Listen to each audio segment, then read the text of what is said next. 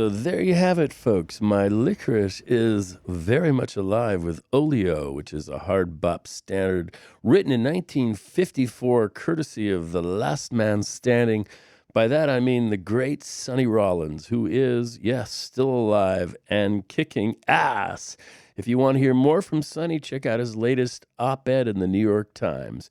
Anyway, Oleo is pretty much a jam session proving tune and has been recorded, well, by just about everybody, including, as of this podcast, yours truly. So I hope you dug. Okay, welcome, folks, to another installment of Rebel Without Applause, coming to you, as it always does, from this, my nutshell of infinite space, and by that I mean my television studio apartment right here in the Wood of the Holly under the sign, overlooking the post-apocalyptic paradise, otherwise known as the Land of Law. Now, I call it my television studio apartment because now from this little plot of not a lot of space, I'm breaking it down jazz-wise, joke-wise, and what the hell ever-wise every other night on Facebook Live. And the show is, guess what? It's called Licorice Live. As of this morning, my last show from last night had over 1,000 views. So who knows? You know, they had to cancel all the gigs on Earth for me to find the one right in front of me at the edge of my bed.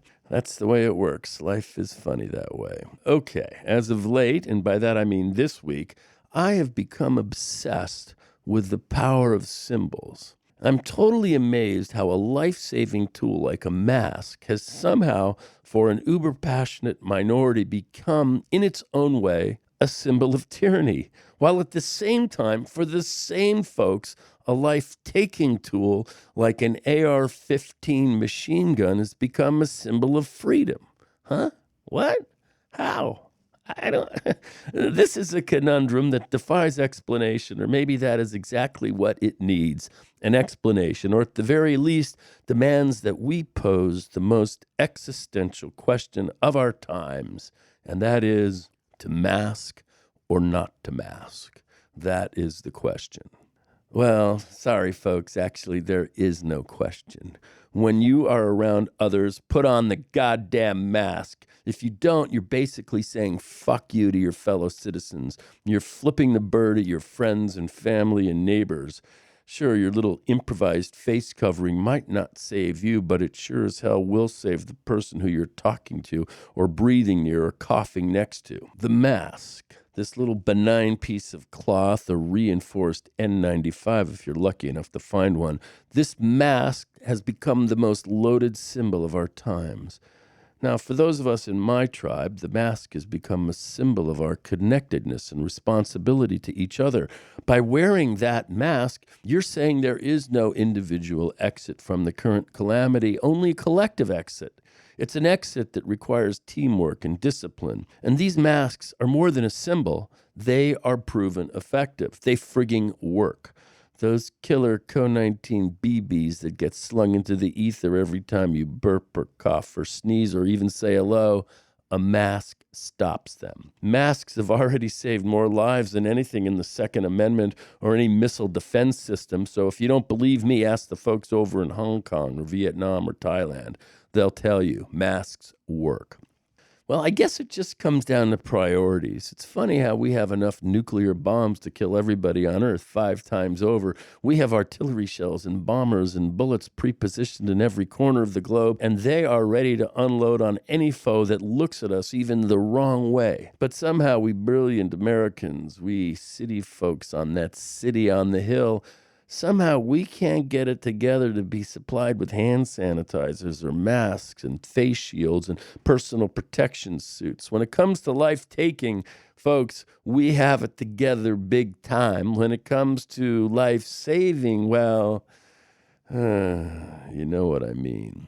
Anyway, I'm sorry for the rant. I know I'm just the rebel without applause. I'm supposed to be funny, leave the deep thought bomb to those all-knowing online yoga instructors and those really smart op-ed folks in the New York Times and Washington Post. Sorry. Okay, where was I? Oh, yeah, the mask. So here's a memo to you anti-mask, anti-vax, anti-science, anti-truth folks. You don't want to wear a mask? Fine. Go ahead. Don't wear the mask, but stay the fuck away from me and my friends and my family. My best advice is to go call Elon, and maybe you can get yourself booked on the next shuttle to another planet. But stay the hell away from me, you goofball. And when the blessing of all blessings comes, by that I mean an effective vaccine that is safe, and that vaccine has been tested and peer-reviewed, and when that little serum from God arrives on the tip of the needle, I'll be first in line. But hey, you go ahead. Refuse it. Turn it down. Circle your wagons and your pickup trucks with those huge American flags and defend your freedom to die. Fine. And while you're at it, you can tell Bill Gates and those big pharma kleptocrats to take that vaccine and shove it where the sun don't shine. But if you do, and you're a parent, you better be ready to homeschool your kid. And maybe it's finally time to get that old hunting musket out of the attic, or that bow and arrow you never used, and channel your hunting and gathering and cave painting ancestors. Best preparation, I think, is to start watching reruns of Naked and Afraid, because that's what your future will look like. Naked and Afraid, except you won't get to do it on the Discovery Channel. You'll get to do it in real life. Not that anything I say right now or that Dr. Fauci has proclaimed will really matter to you. If you believe the earth is flat, we just can't debate geography. Okay, fine, I get that. Do as you please. But here's the rub. When the dreaded vax comes and you don't take it, you don't get to go to a restaurant. You don't get to go into a market or an airplane or a bus or a train. If you like to party, sorry, you won't get into a nightclub or a sporting event or a NASCAR race. Okay, well, you might get into a NASCAR race, but that's beside the point. You refuse the vaccine, you're going to be outside looking in on the other side of the velvet rope. So rail, if you will, against the deep state. Scream to the high heavens about those meddlesome governors and mayors. Rail against all the liberal pussy snowflakes like me. Shun the doctors. Castigate the epidemiologists. Howl against science and the international elite who would turn you into a lab mouse. And you know who I'm talking about.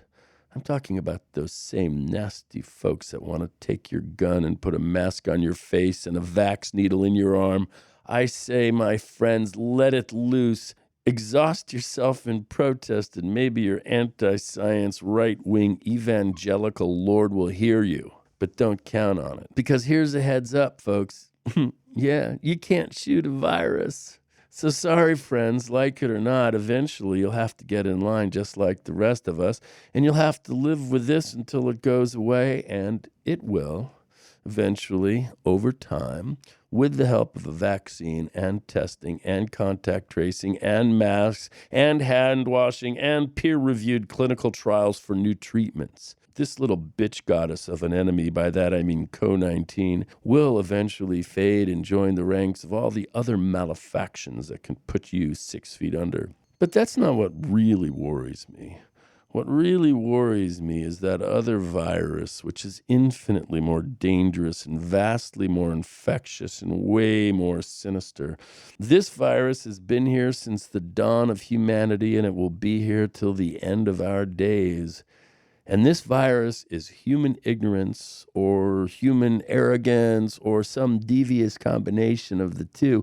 And what feeds the arrogance, ignorance virus? How does it thrive? Where does the AI lurk? Well, nowadays, the arrogance, ignorant virus thrives in little dark internet bubbles, and it spreads itself from conspiracy website to conspiracy website. Then it leaps from broadband to broadcast, where it launches itself into Fox News and then vaults into the empty nutshells of millions of its followers.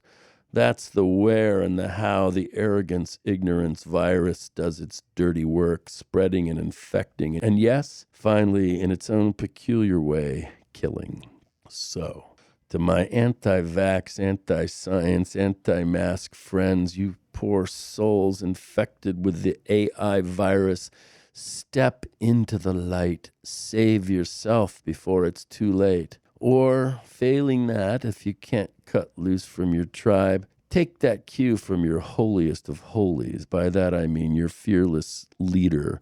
You know who I'm talking about, the PVP, otherwise known as Putin's vice president, that billionaire brat boy, the imbecile in chief, that narcissistic nincompoop who wants to gobble and occupy your last workable brain cell. Take the cue from that overweight golfing goofball and get yourself to church immediately. And when you get there, crowd in next to your neighbor, shoulder to shoulder, antibody to antibody, and then grab that Bible and get down on your knees and pray to your Lord. But before you do, make sure your medicine cabinet is stocked with an ample supply of hydroxychloroquine. And while you're at it, go recycle some heroin needles from a homeless encampment under a freeway overpass, and then repurpose some used IV bottles and fill them up with fresh bleach. And after that, just to be triply safe, make sure your sun lamp is in good working order. And then, by God, I think you'll be okay. Or you won't. Till next time, folks, stay safe and sane. Namaste, shalom, and aloha. Namashaloha.